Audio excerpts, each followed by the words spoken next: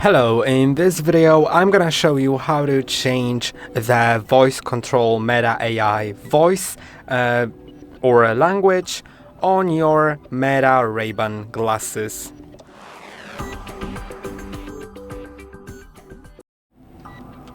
To do it, go to the settings, the ones that are here, the lower ones. You can see there are two gear icons. You need to go to those within the frame of the device. And now go to voice.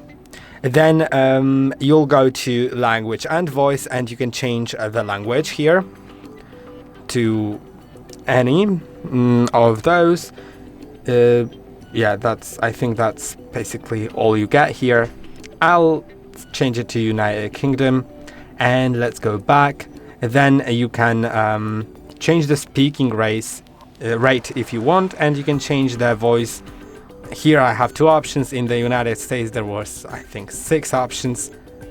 And once you put your glasses on, then you can play the sound. So I'll check this one. And this is the second one. I think I'll live on the second one.